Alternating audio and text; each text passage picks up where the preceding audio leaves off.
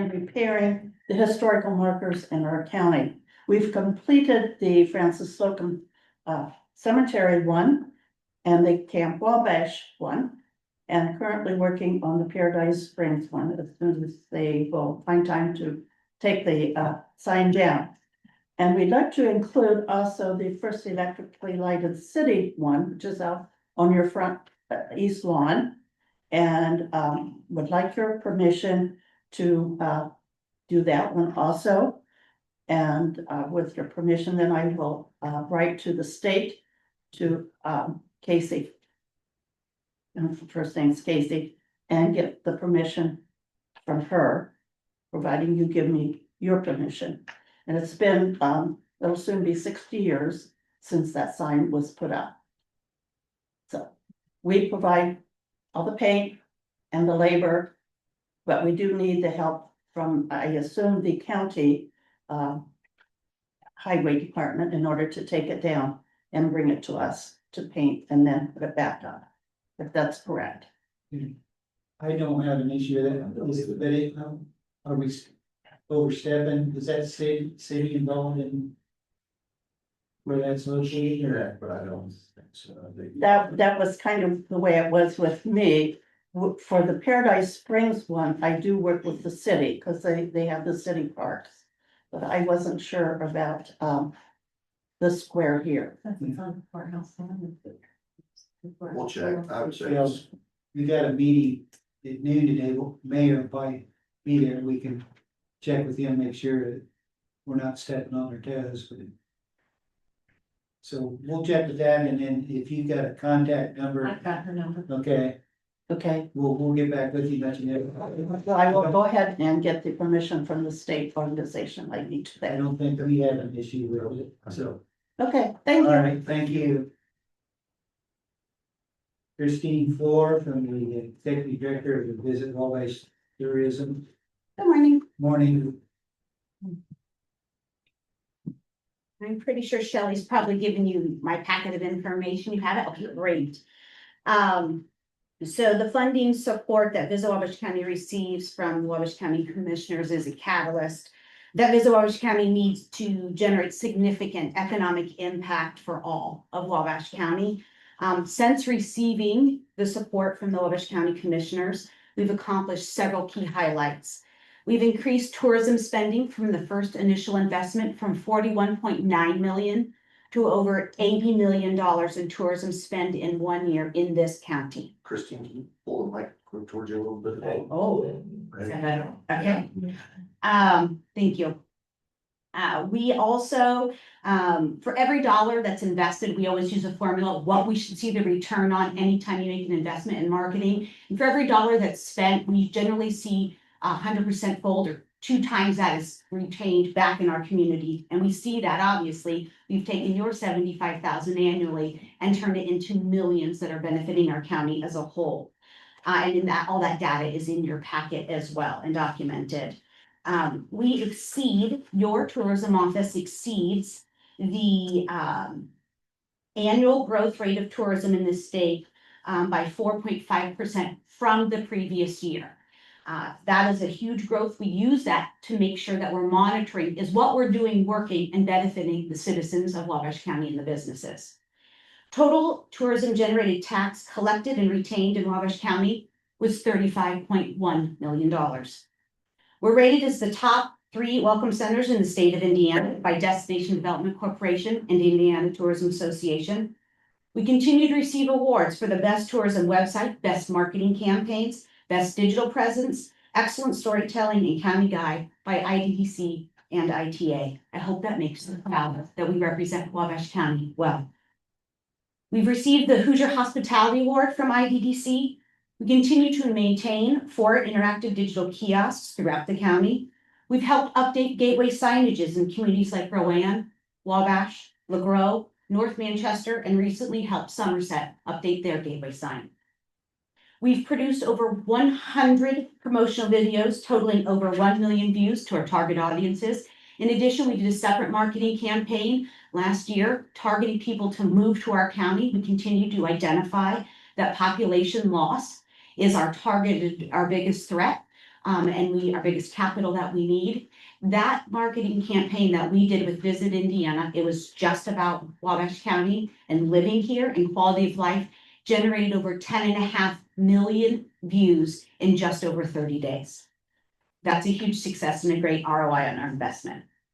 We continue to mentor over 60 small businesses and nonprofits in the county. We help them with their budget planning, their marketing strategies, and website strategies. We expanded our mentoring to other communities and organizations throughout the state. We're constantly working to mentor Kosciuszko County, Anderson County, Grant County, Miami County, Visit Madison, Upland, and next week I have the Jasper County Economic Development Group coming to my office to learn from the way that we accomplish our work successfully and measurably with success. We have been featured on Destination Marketing Podcast, Input Fort Wayne, 21 Alive, and many media outlets.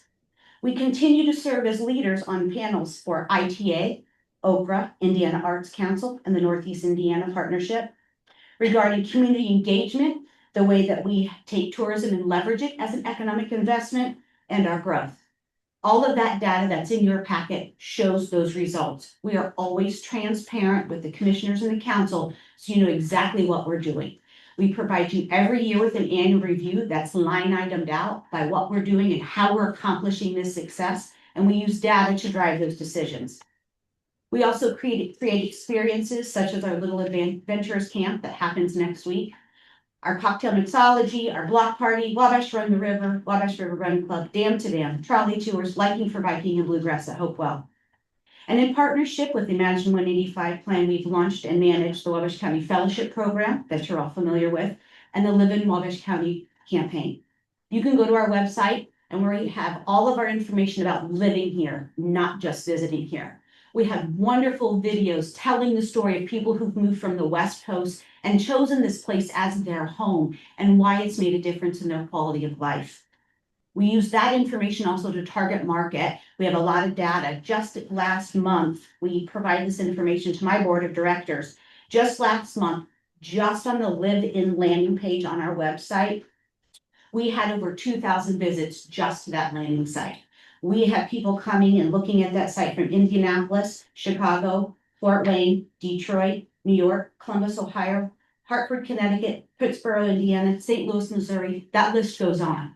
We are generating the data to track if what we are doing is working to attract that population here strategically and through our time. And we do this every single month. If any of you ever want to see these reports, we generate just the live-in separate from our visit website so that we can ensure that we're targeting to the right market areas. We've also recently launched a podcast. Owned media is an incredible source so that we can make sure that we're sharing our stories. We just recently launched that at the beginning or the end of May.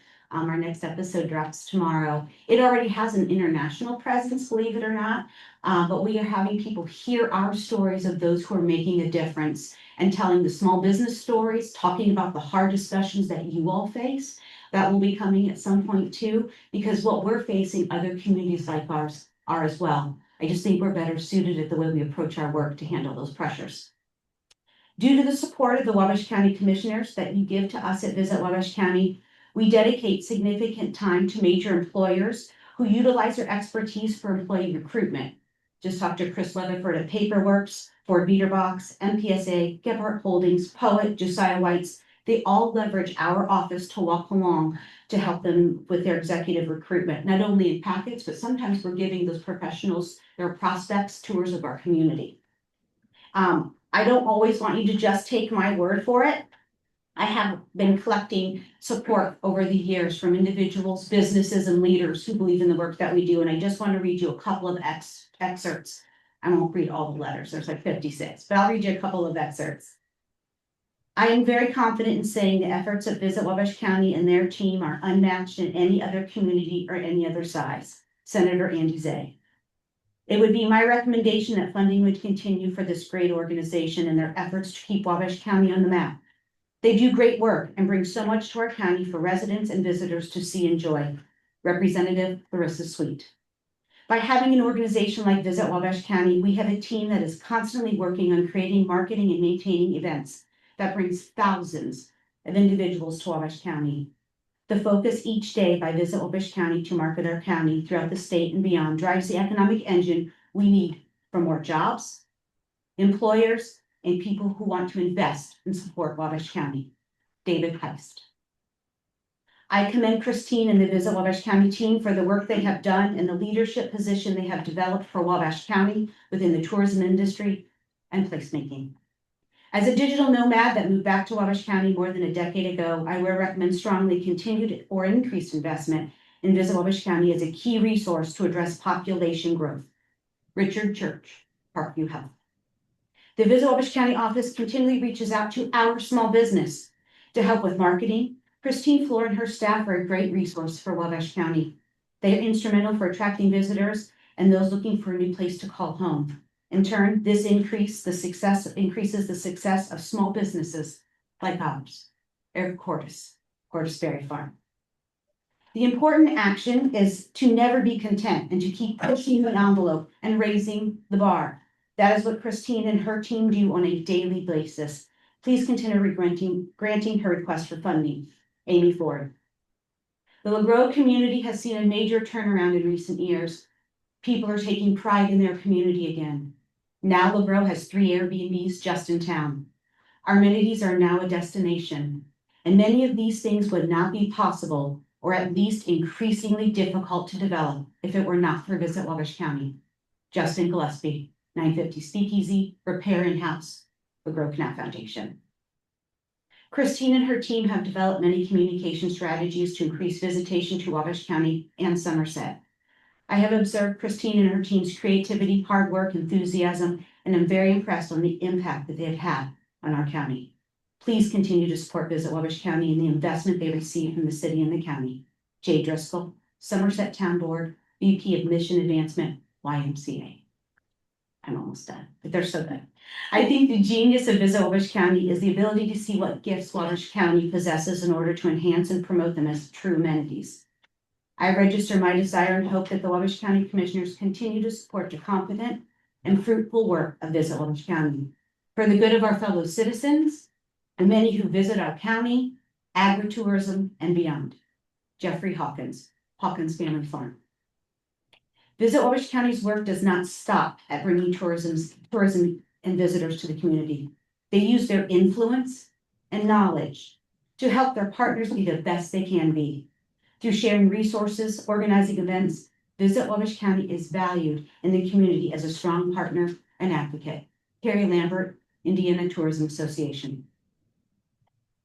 While working on the Imagine 185 plan recommendations, the Visit Wabash County team has been one of the biggest advocates, drivers, collaborators, sounding boards, and cheerleaders for our work we are doing to reverse population decline in Wabash County.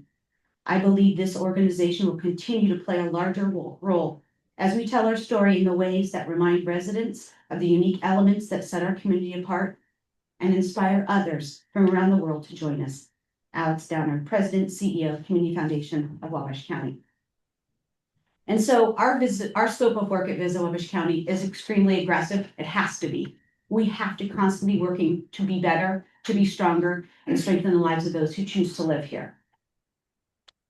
We are known as the premier marketing organization for the county.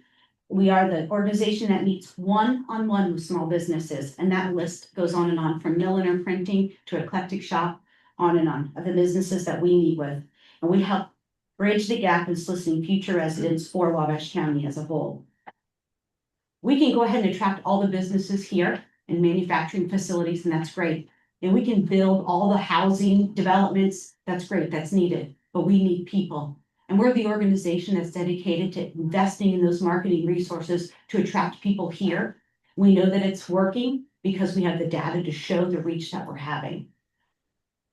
As we look to 2026, we will continue doubling our tours and investment, special event programming, because when we have those events like Dam to Dam or Run the River that we just had, 416 people from 13 states were in our community for that event that's only in its 4th year. We now have their contact information. We now have a relationship with them. We can follow up with those individuals about places to live, places to work. That's a one-to-one guaranteed. And that's why we do events like that, to bring awareness to our community. as well as provide something for those who choose to live here to participate in. Biking for Biking and our Miles and Smiles Walking and Run Club, those are completely free and attended by people who are right here in our community and led by local ambassadors as well. So, on behalf of Visit Wabash County, please accept my formal request for the $75,000 in funding for the year 2026. I want to remind our commissioners that since the inception of that investment, we have never asked for more.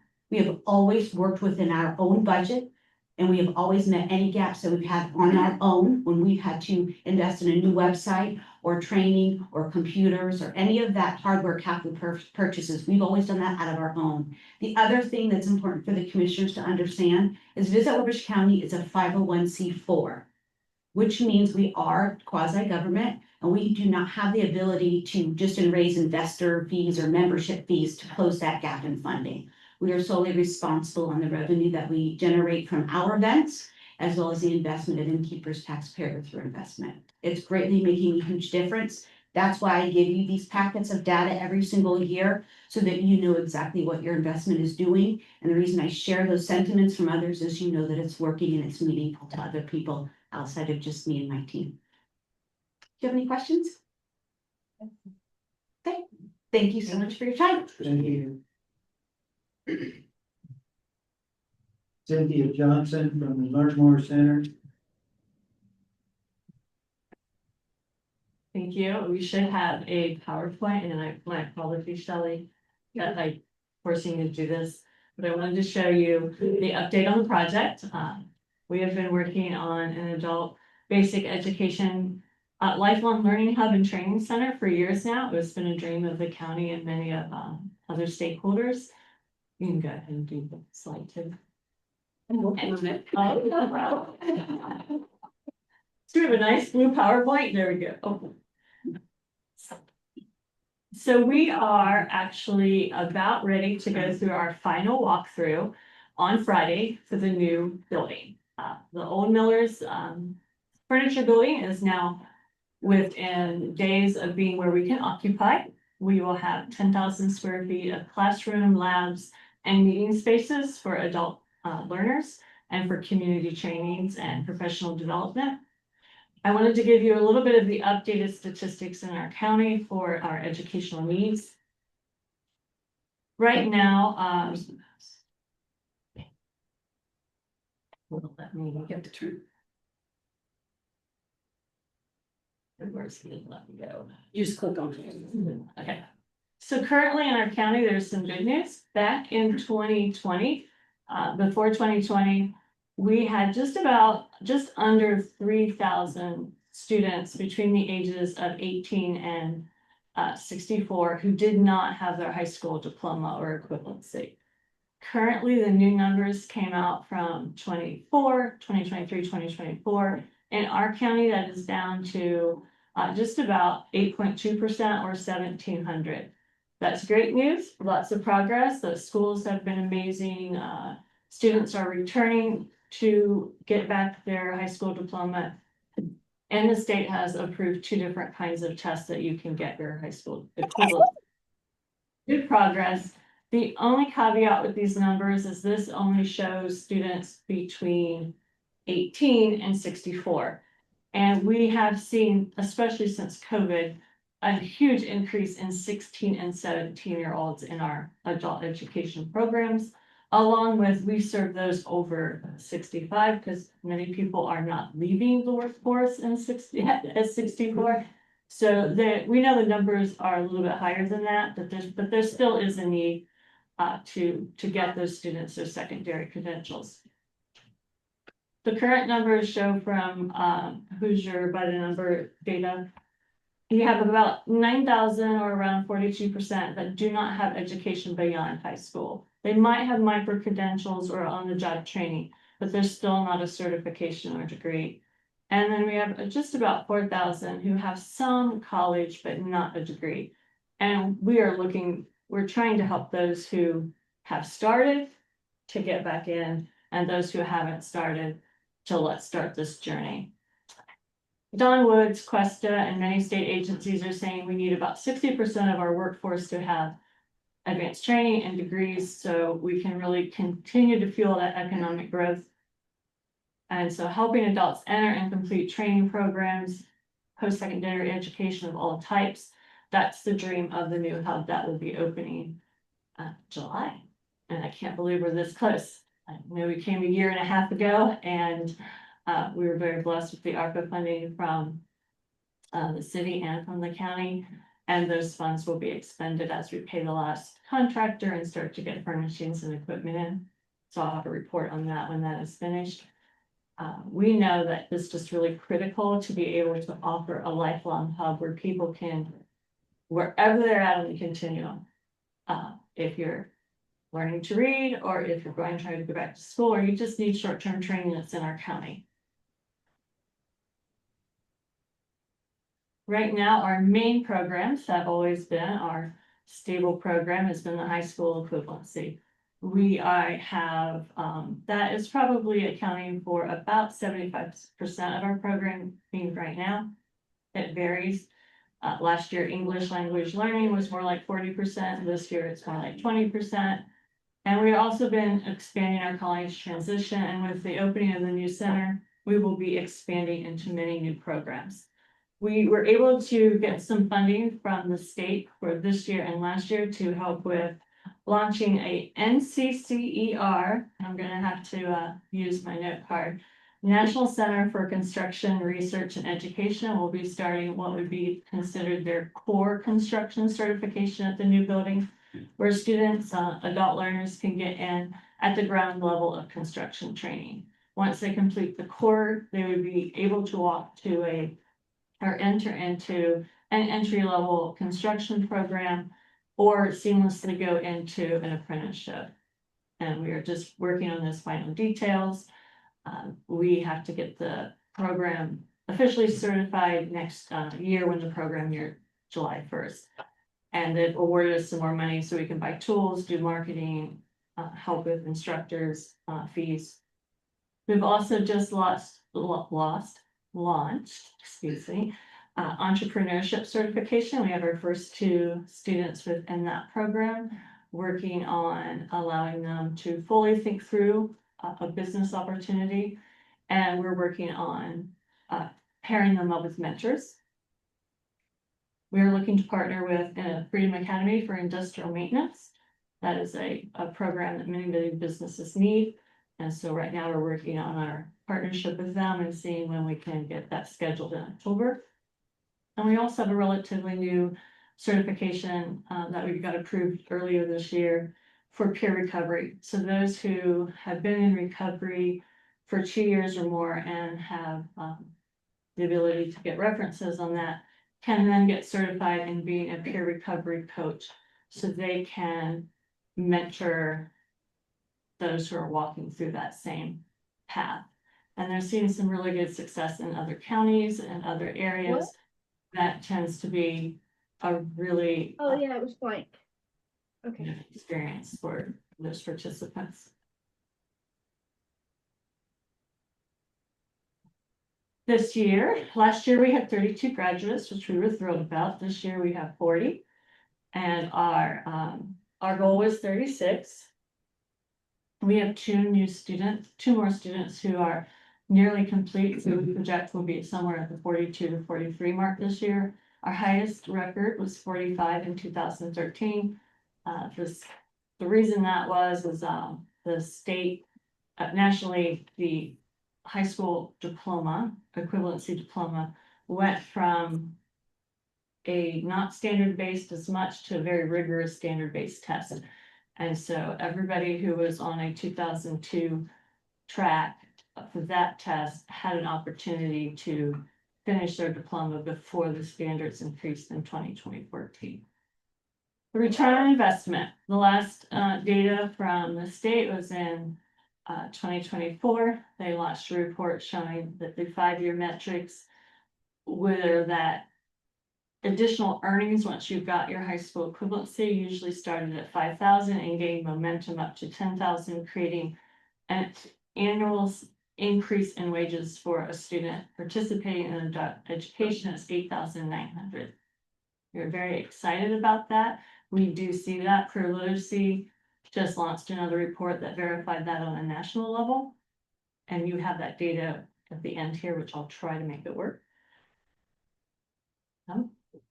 So our students do have barriers. As adult learners, they're usually busy with life and parents and children and work.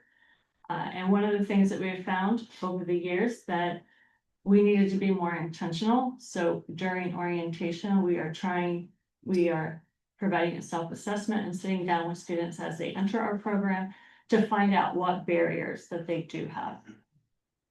We started to track that more intentionally. In the last 2 years, the top 3 have just shifted places for academic barriers. This year, the most commonly stated barrier is that I get distracted easily. And we have, can you see, okay, I'm sorry. That they get distracted easily. Oftentimes that is one of the reasons they do drop out. They can't sit in their seat. Even as adults, I have a young man right now who will work with us for about 45 minutes and goes plays basketball in the gym for about 5, comes right back, and he's fine. The second one is new to us in terms of the last 3 years. It used to be 5 or 6 years ago, you'd see it listed occasionally, and now it's taken the top 2 or 3 each and every year. And that is no experience with success in school. And it takes a brave individual to come into adult learning feeling like they're going to fail, not have the same experience, but they are coming, and it's amazing. And we love to see that success as they know that they're in a safe place and that they can learn. And that's always been one of the most rewarding things in adult education, is to have an adult know that they can learn. And most of our adults, if they have children, the 99.9% reason that they are going to join adult education is to help their child in school or to help their future children. Third one is I get nervous taking tests. I have difficulty with reading or writing. It's hard to understand what people are saying. All those are valid. We tend to have smaller classes than are in traditional schools or classrooms, so we're a good place where they can be safe, get those skills that they need. Family barriers pretty much stay the same. Whoops. Does not like me today. Okay, what have I done? Well, let me go back.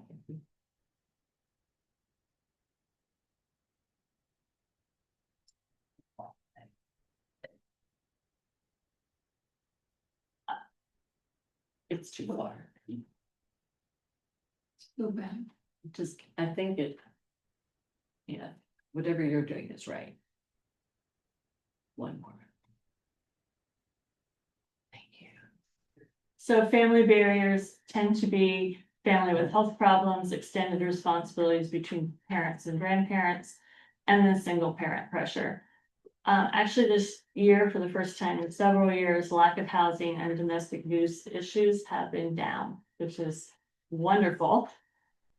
But we are seeing a lot more health problems or just the issues with being able to be at school when there isn't transportation or someone who can reliably get you somewhere. There's just a lot of just trauma and generational poverty issues with getting to school sometimes. But I was pleased to see lack of housing and the abuse go down, which was great from previous years.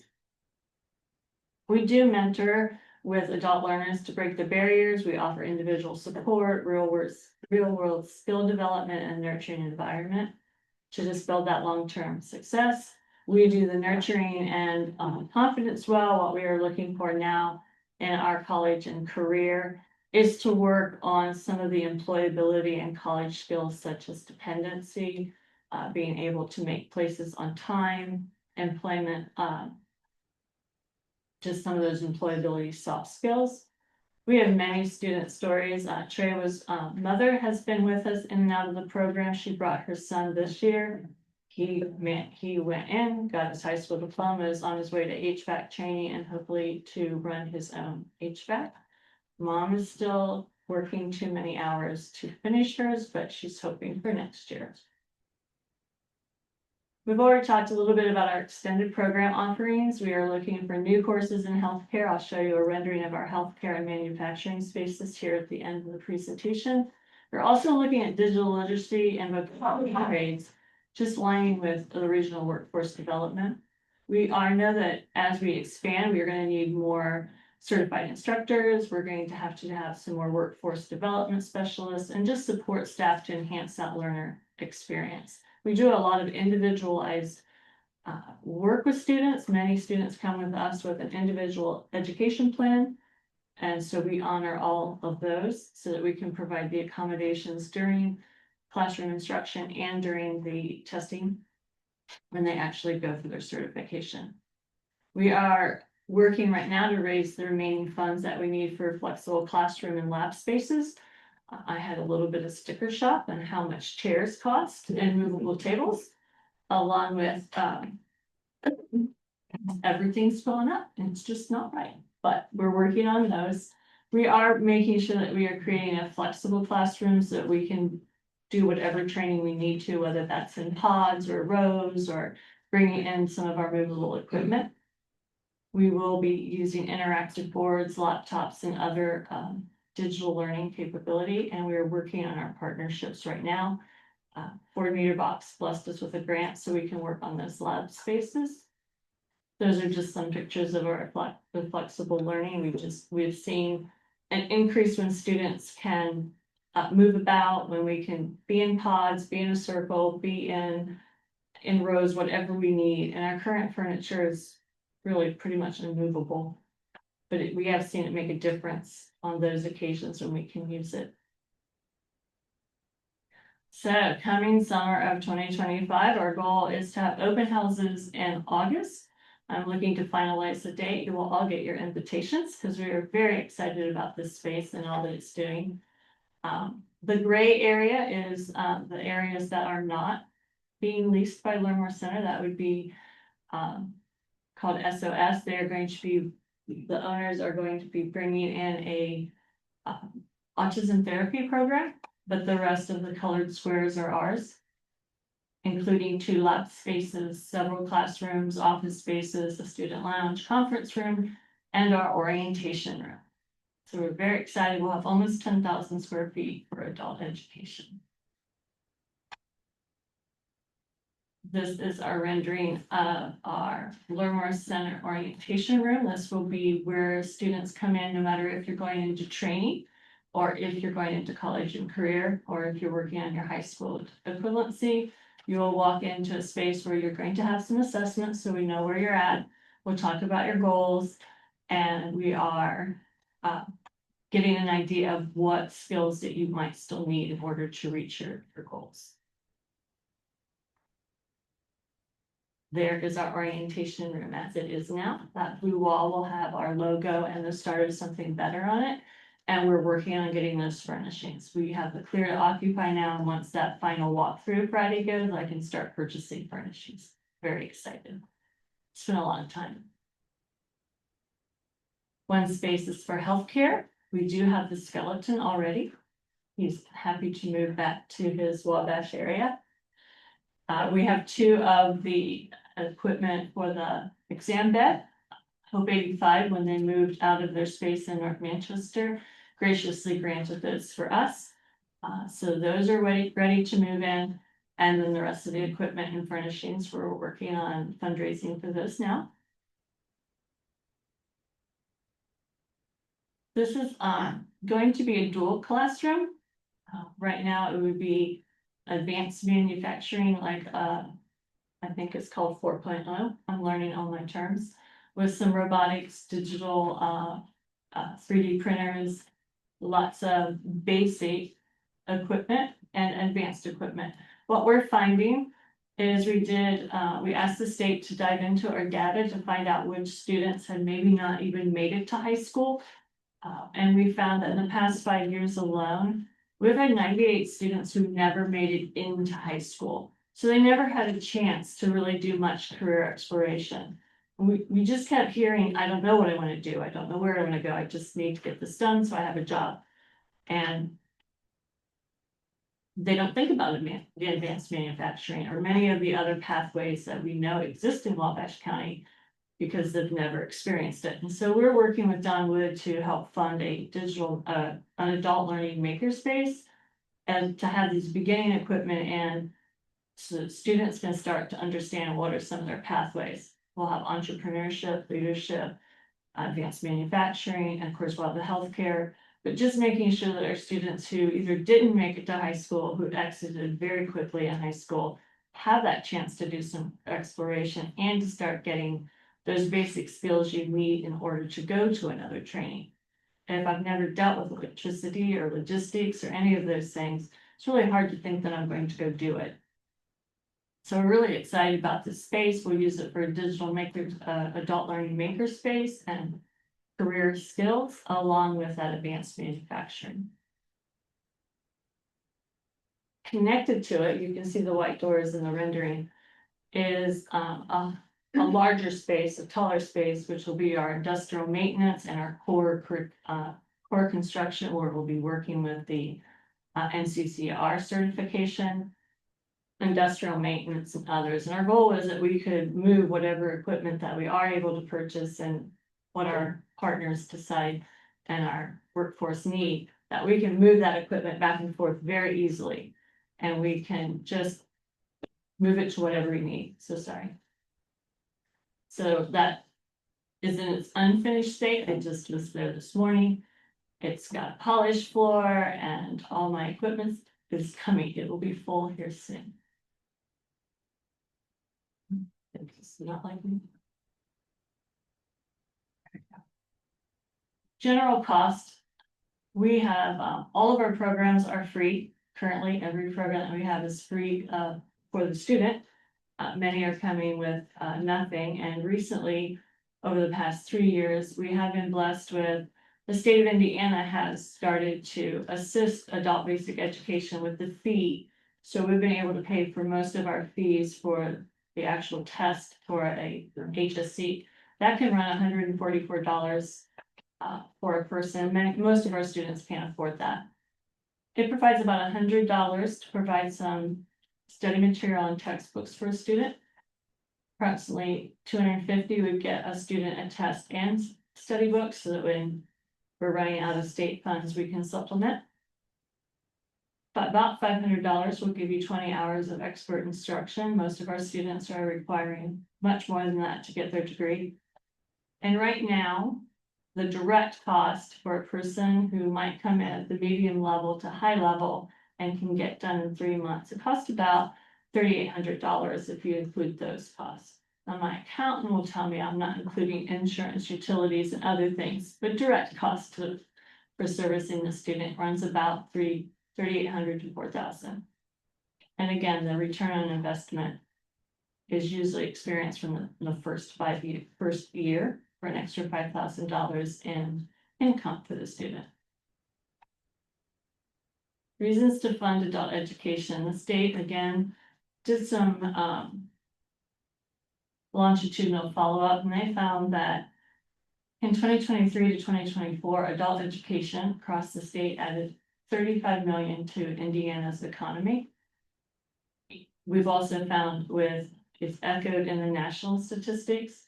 There is a national level called Pro Literacy who does a yearly annual survey looking at what is cost and what happens to adult education students. And even increasing a student's literacy level by 1. So when you come in to adult education, do you think it will look on that? Probably. Okay.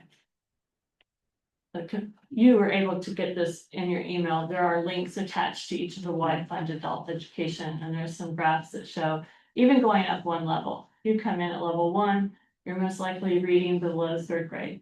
If I can get somebody up to 4th to another level, we can decrease a chance that they'll be in poverty by 50%. Adult education shows significant improved health and increased health and decreased healthcare costs. We can reduce recidivism. We're thrilled that this year we were able to join back up in partnership with the jail, and we've had We had 4 graduates at the end of last year. We just had 2 more graduates this week.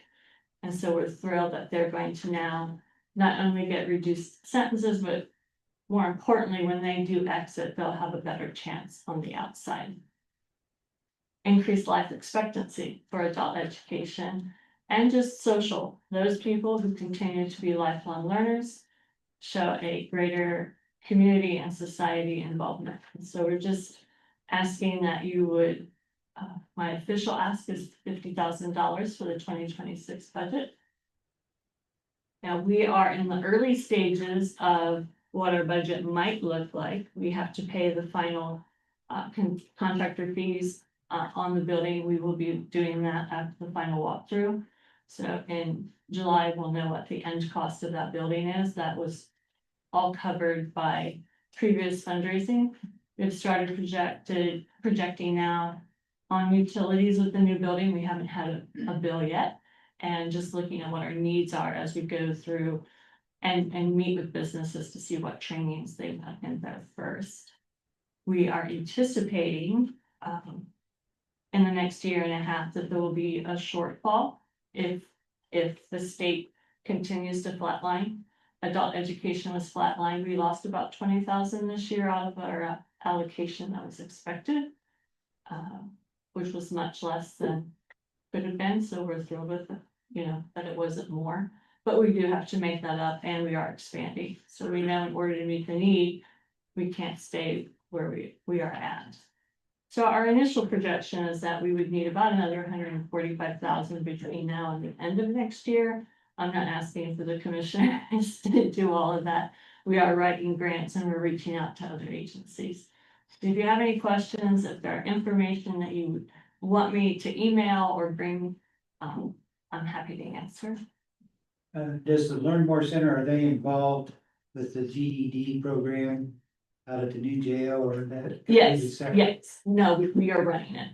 That's how we had graduates from the jail. And that, have we started that program? Yes, back up? yep. We had 4 graduates from at the end of the year, and then we just had 2 graduates this week or last week. This is Monday. So very exciting times, and we have at least 2 more that are close to being finished with that program. We just had talks looking at their new JCAP program, looking to see where we can fill in some of those job skills, training skills in the jail as well. Very excited. Questions for Cynthia? No, we'll take that under advisement and add it to our. Add it to your growing list. Yeah. Thank you. Thank you. Teresa Galley, Wabash County Museum.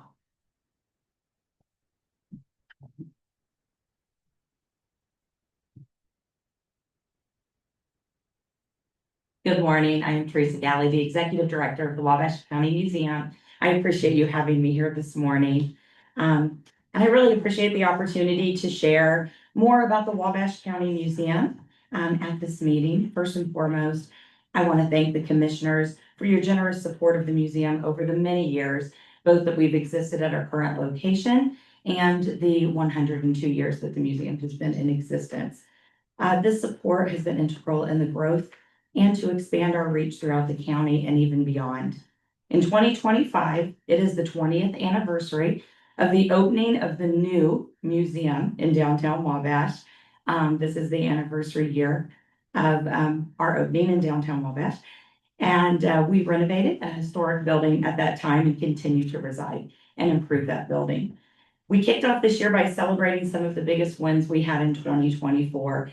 Those include welcoming 20,142 guests into the museum, accepting more than 2,000 new artifacts into the collection from residents of Wabash County and beyond, welcoming more than 4,000 students from 7 Indiana counties who visited the museum on field trips.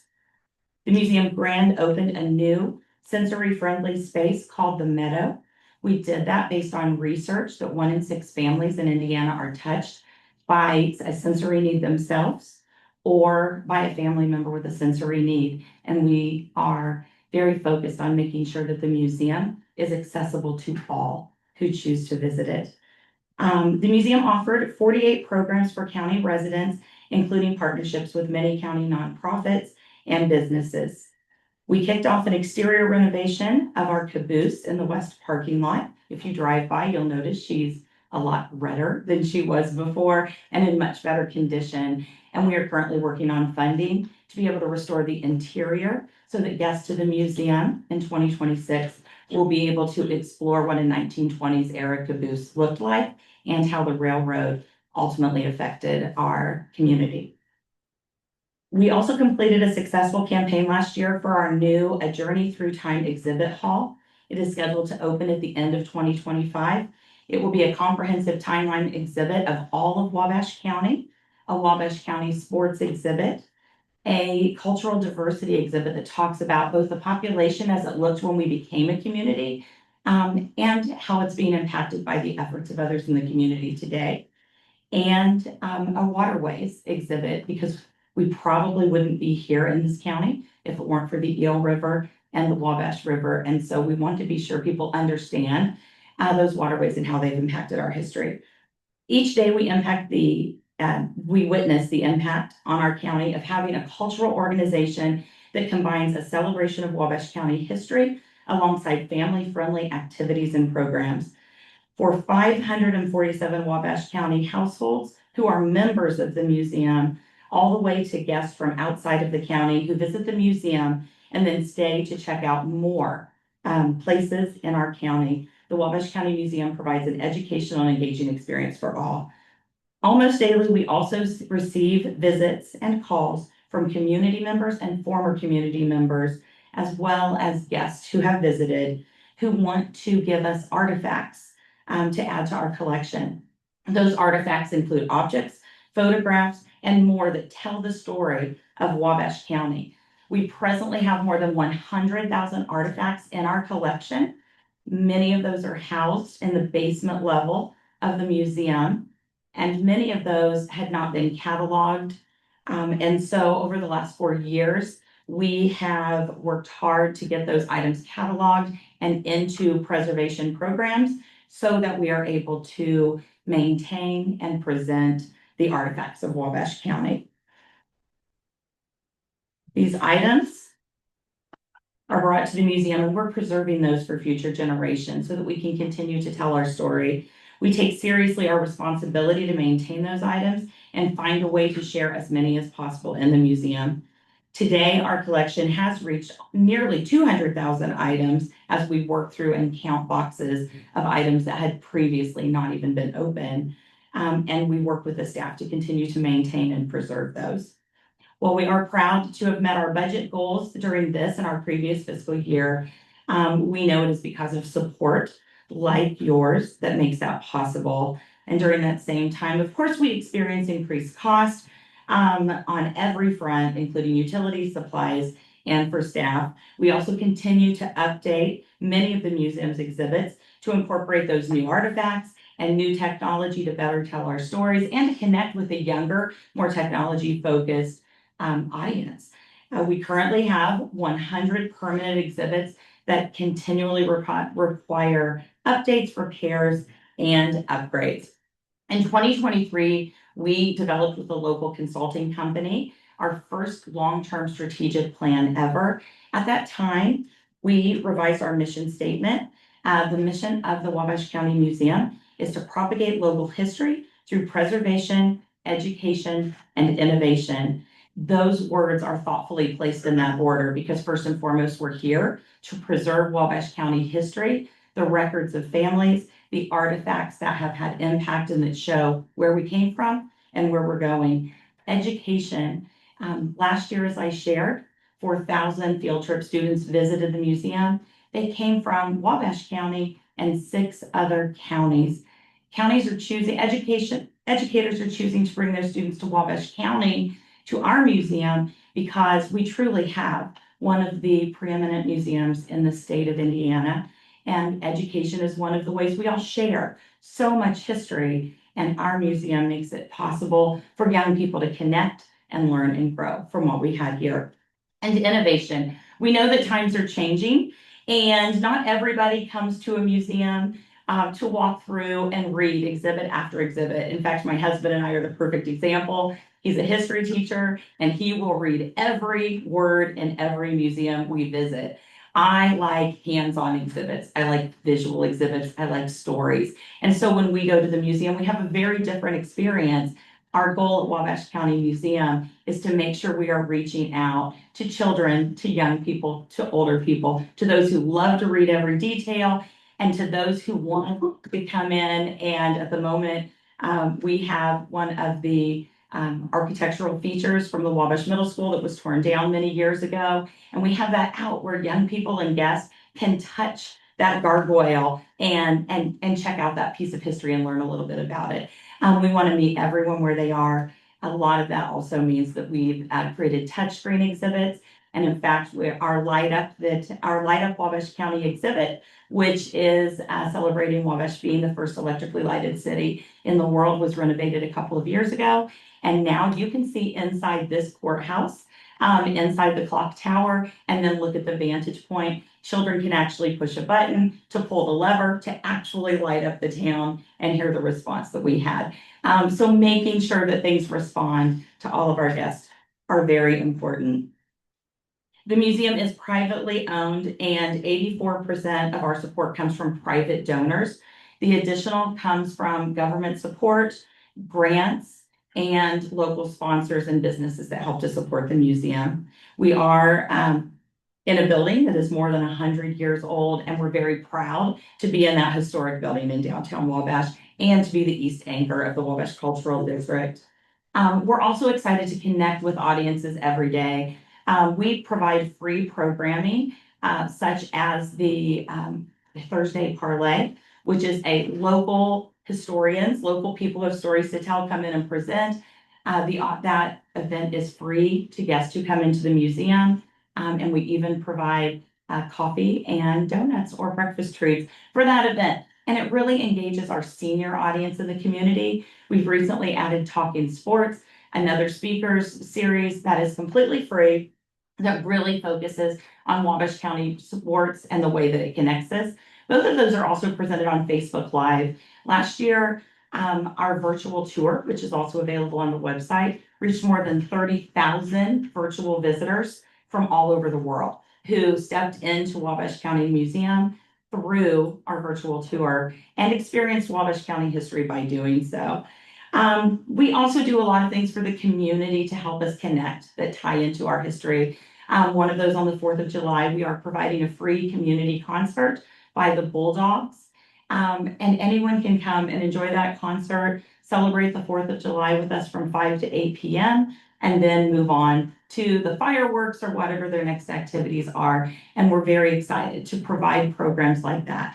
And finally, we are busily planning for the 250th celebration next year, and celebrating our 20th anniversary of our first floor opening this year, knowing that next year is the 20th anniversary of our second floor opening. Additionally, because we are one of the best rural museums in the state of Indiana, we receive phone calls on a weekly basis from other rural museums in Indiana who want to know how we did it, how we continue to do it, and want to come to our community, check out all that's happening in Wabash that is successful in addition to the museum, and they consult with us on what we can do to help them reach their goals and maybe have a museum that is similar to ours in the future. And as part of that, we're working on a convening that will happen once a year at the Wabash County Museum, bringing Northeast rural museums together to talk about our challenges and our successes and find ways to continue to move forward. So in that way, we feel like we have the opportunity to represent Wabash County beyond our borders and to help share the successes that we have here and collaborate. And so with that, in light of the growing mission, cost of building maintenance, utilities, staffing, and all of the programming that we're connecting to the community, as you begin your 2026 budget for Wabash County, we ask that you continue to support the museum at the level of $40,000 annually to help us cover operating expenses, programming costs, and just to maintain what is really a preeminent museum. So we thank you so much. Do you have any questions for me? Questions for Teresa. Thank you so much for having me today. Next, we have Brian Swihart, Chief Probation Officer. Morning, guys. Morning. I probably, hopefully, have your easiest decision as of today. I'm not asking for any money. I'm just asking for your approval to write a grant. This grant is something that we've received for over 5 years. This year, we're gonna be requesting $61,381. It is from the Justice Partners Addictions Response Grant, for 2026. It takes effect October 1st of this year and will run through September 29th of next year. This is a advance grant, which just means that this is gonna cost the county nothing. It's not any kind of reimbursement. And this is just, money that we can use towards clients with opioid or substance abuse disorders. So it is given through the Indiana Office of Court Services. So that's it, guys. I don't have a presentation. I don't, when Christine was talking, I was getting sweaty. Because I didn't know if she was gonna ask for money from me or like join the military, but I was gonna do it, so I don't know. But no, this is all I got. I'm just asking for approval to be able to write this grant. Question for Brian. I don't know. Mr. Turflinger. Yes, sir. Can any of this money be used to pay for tuition at the Lindmore Center for? No, unless they have Or is it- substance abuse. for treatment? Yeah, this is for treatment through the probation department, so. Thank you. No, if she wants to write the grant for substance abuse. But no, this is for needs of our department. Thank you. I make a motion to approve it. I'll second that. Moved and seconded that we approve the request for the Justice Partners Addictions Grant.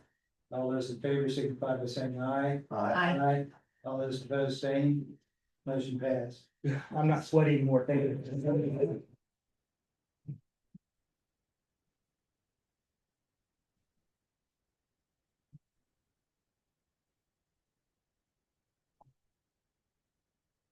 Next, we're gonna move down to department reports, county highway, I have nothing to present this morning.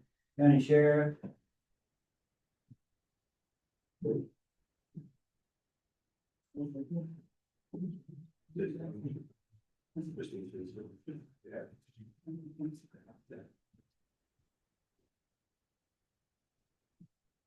I was unable to attend the first meeting of the month earlier, so I have May's monthly report for jail numbers. Our average total prisoner count in May was 126 inmates. That consisted of 37 females, 89 males. Number of prisoners booked into jail during that time, 67. Our average at this point had been 80. Level 6 felony sentence females, 3. Level 6 felony sentence males, 8. We did 17 prisoner transfers during that time. 12 of those were males transported to Indiana Department of Corrections. DNA collected from 22 arrested felons. And 1 set of misdemeanor fingerprints as ordered by the court.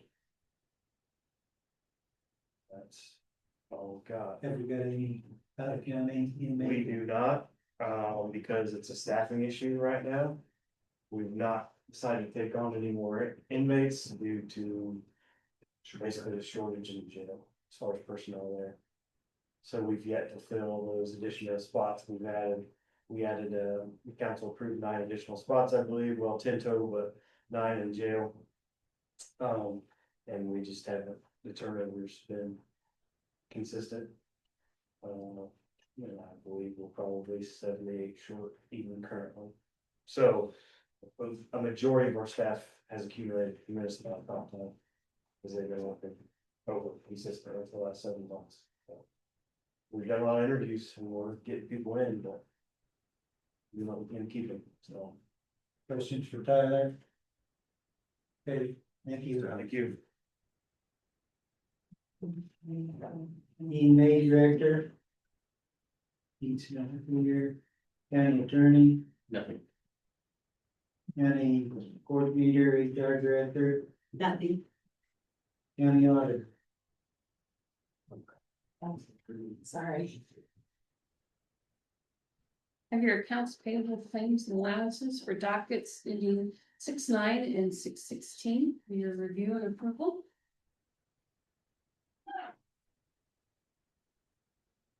Make a motion to accept the payable claims allowances for the docket 6/9 and 6/16. I will second that. Been moved and seconded. All those in favor signify by saying aye. Aye. All those opposed, same. Motion passed. I have your payroll claims and allowances, including your withholdings for pay period ending 6/14 for your review and approval. Make a motion to accept the payroll claims allowance and withholdings 6/14. I will second that. Been moved and seconded that we approve the request for payroll claims allowances with, including withholding for the pay period of 6/14. All those in favor signify by saying aye. Aye. All those opposed, same. Motion passed. I have our June 2025 lit operating levy distribution. This is money we receive each month through our lit distribution that we distribute twice a year to our taxing units. It's for $1,897,887.95. That's just you. Make a motion for the operating levy distribution. I will second that. Been moved and seconded. All those in favor signify by saying aye. Aye. All those opposed, same. Motion passed. And I have our monthly lit June distribution. And it's the same amount it is every month for $1,431,323.76 for your approval. Make a motion for the lit June monthly distribution.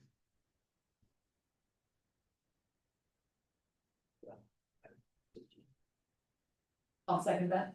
Been moved and seconded that we approve the lit monthly distribution. All those in favor signify by saying aye. Aye. All those opposed, same. Motion passed. Each year we have to do a covered bridge certification. This just certifies that we have 2 covered bridges in the county and we'll get some funding because of this. And it just needs the 3 of you to sign. You got any motion on I say, no motions. And then I have the settlement distribution. We got a pre-approval today to distribute the taxes we collect for all the taxing units, and the total settlement is $25,695,832.89 for your approval. The motion for the settlement distribution, the $25,695,832.89. I'll second that. Been moved and seconded that we approve the settlement distribution to the other taxing units. All those in favor signify by saying aye. Aye. All those opposed, same. Motion passed. Here are your minutes and your review items.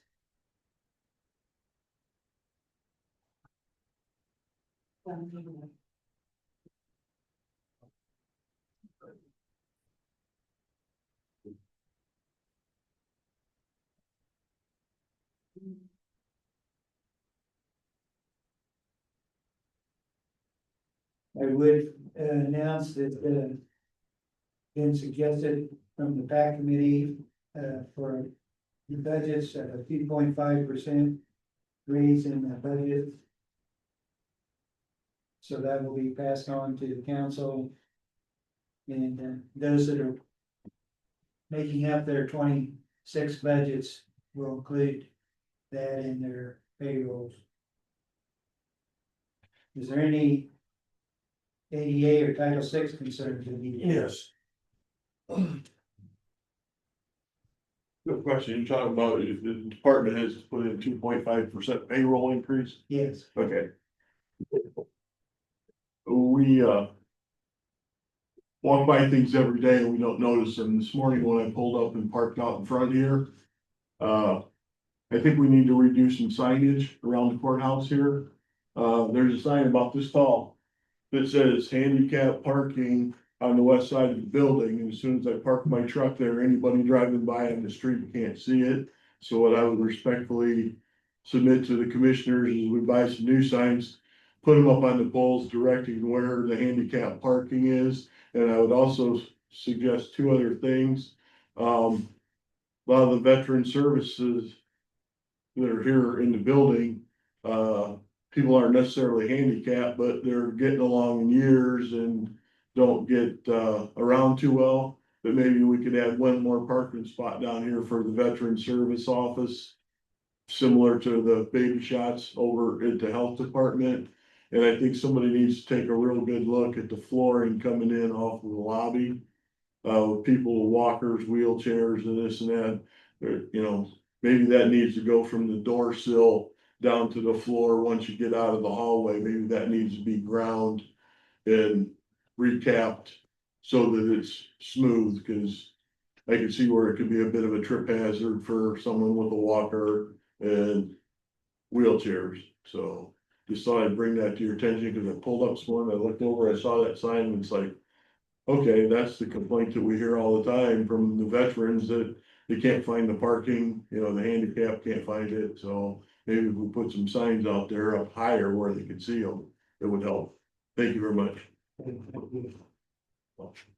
Any other statements or comments from the public this morning? Anything else from the commissioners? Motion to adjourn. If not, I accept the motion for adjourn. Second. And moved and seconded, all those in favor, signify by saying aye. Aye. We are adjourned. Thank you for your participation this morning. Got a good one.